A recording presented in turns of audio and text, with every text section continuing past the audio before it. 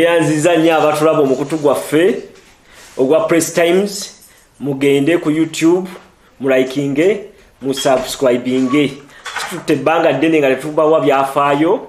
naye mbagaliza okuyita mu mwaka omulungi mwebale guyitamu leero lumu January 2021.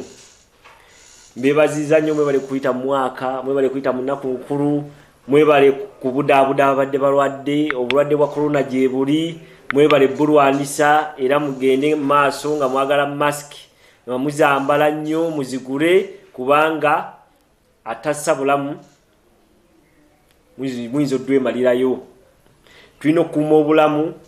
kubanga munaye ensi ne Bayibuli egamba obulamu kyamagero, obulamu kintu kikulu nnyo. Njagala nnyo okwaniriza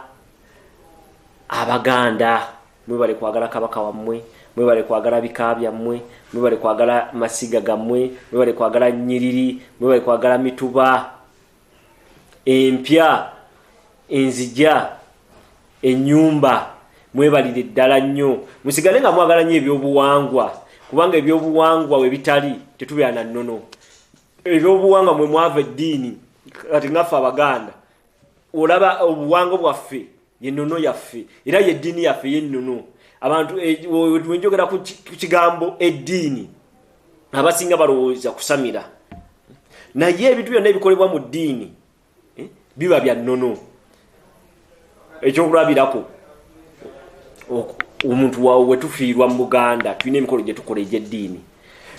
Mu kwabya Olume tulina emikolo gye tukola egy'eddiini. Ebyo bwe buwangwa bwaffe era omuntu waba alina erinnya kati nga Bukenya, Kizito, ani tribe yo ye nnono yo ate eddiini yo kubanga wewe olina eddiini erinnya ly'ekikaliri yeri kugatta ku ddiini yaffe ey'ennono. Kati nga olaba nti no Abasuni balina amannya ag'Abasuni naye ffe abantu bagateeka bwagafuula ga Luwarabu kubanga ye ddiini yaabwe ey'ennono. Abashiya nabo balina amannya gaabwe ag'Obushiya as a tribe nabyo we bayingira mu Buwarabu ne bakola ki bagenda nago kati tugatuuma wano. Aba Orthodox, aba Anglican balina amannya gaabwe ag'ebika kati nga olaba David Beckham ly'erinnya ly'ekika, David ly'eryeddiini. Nabo balina ki obuwangwa bwabwe. Kati mulekerawo okusuulira ebyobuwangwa. Amannya nze Bukenya Herbert, omuyima w'ekibiina ky'Abaganda Nkobazambogo mu ssettendekero lya Ssaabasajja Muteesa Royal University, one of the most loyal university mu nsi yonna.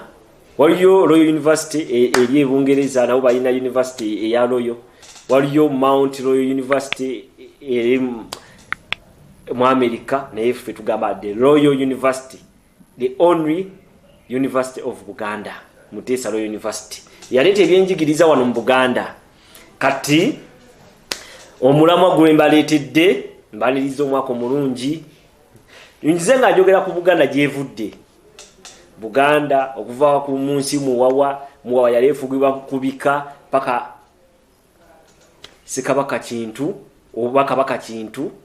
weyakola ki weyagatta ebika ebyo neefuuka Buganda. Naye nze mba nnyonnyola kuva ku Kabaka Kintu nenjija ku Chwannabaka nenjija ku Kimera nenva ku Kimera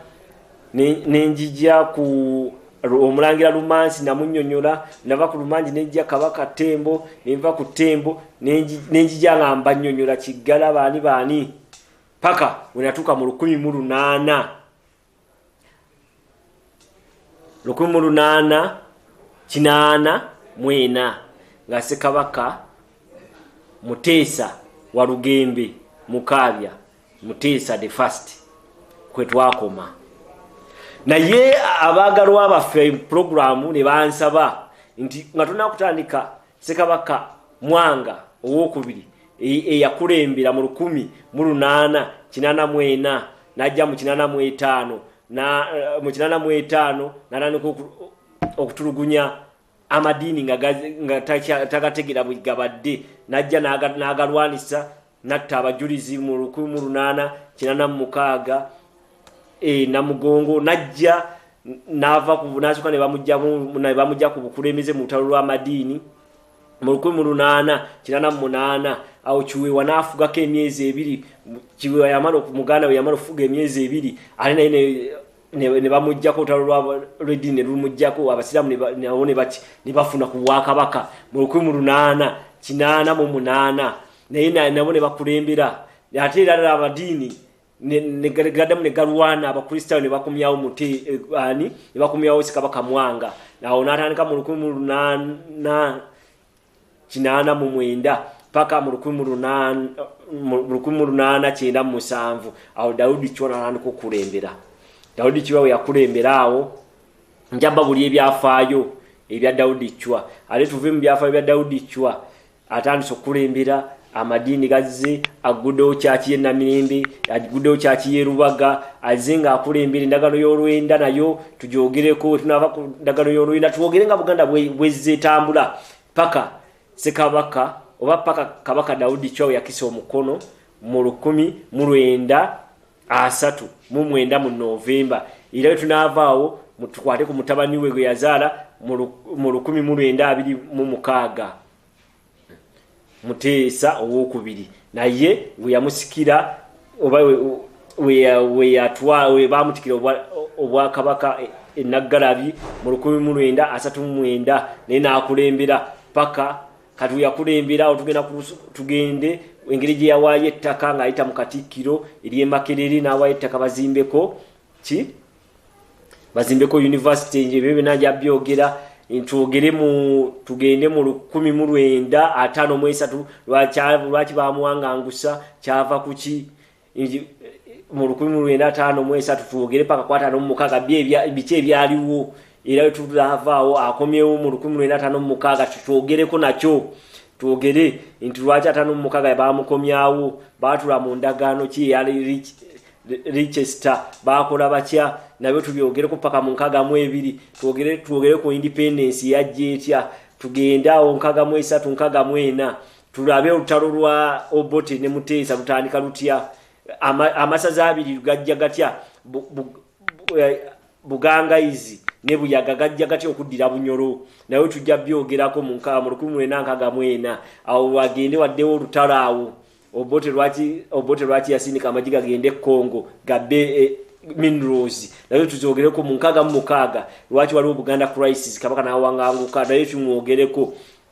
tuogere mu 66 tuogere ku Pigeon Constitution bila yesa je yawandikira esawa 7 ezekiro na byonna tubyogereko tujje 1967 Pigeon Constitution tujogereko tunava kweyo tweyongere mu maaso paka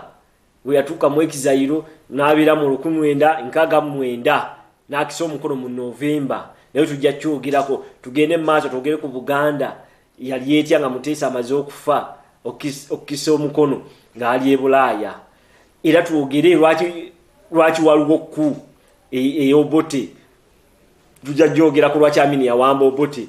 tuogere era lwaki Amini yawamba Obote mu 1971 January nga 24 n'akomyawo enjole ya Ssekabaka Muteesa owokubiri era tunavaawo tujje tuite mu ntalo ezaaliwo kuva mu 71 72 73 74 paka 78 Amini we yalumbirani Tanzania abaloke bamujjeko awo tuogere ku binayisa tuve ku binayisa tuogere ku lule tuva ku lule no waka tugende tuogere ku kalulu k'ekinana era tetuna kutuka kalulu ka 1908 tulina okwogera ku musajja yali prime minister omukambwe ennyo Paulo Muwanga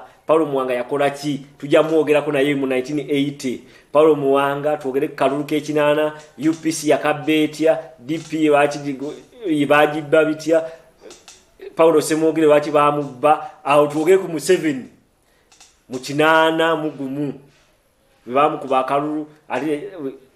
akalulu ngali eri wabwe Bushenyi mpaka we yajja nayingira olutalo nayo tujja byogerako njogire Museveni yali atya mu lutalo mu 81 82 83 84 85 naye mu 84 tuogere kubamu abamajja abali abamanyi bajja batya bafa batya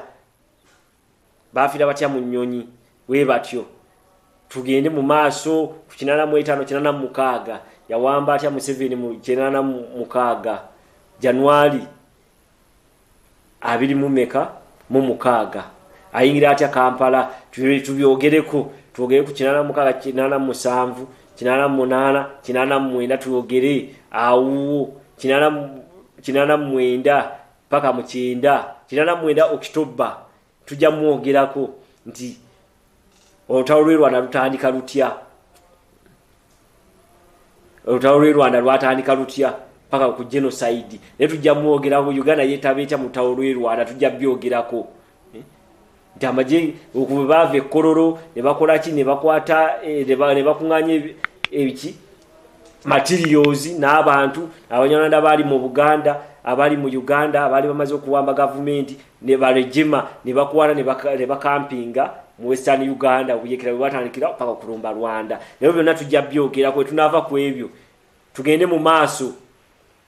olutalo lwe Rwanda lwali lutya paka mu 94 awutandike Uganda Museveni mu 85 tujja tandika mu 9 awo Obwakabaka bukomawo butya Obwakabaka bwakomawo butya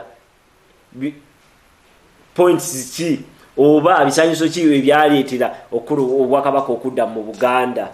n'Obwakabaka obulala kati nga olaba Omukama kyabazinga tujja byogerako tudde ku kalulu ka 96 1996 elections nayo tujja zoogerako tunava ku ezo tujje paka kati bwe tuli nti akalu katuuse 2021 nga 14 January naye okubajja mbadde mba brief ngeje tudde okulabagana ku kitimbe kati mbadde brief ngayo tugenda okwogera ebyafaayo paka tunatuuka kuki ko Museveni nga akute ekisanja ekya 2021 oba Bobi Wine yakitwala baba Bobi Wine yakitwala oba Katumba oye oba si Katumba oye beba basatu abalinga abacompeting kati Katumba Bobi Wine ne Museveni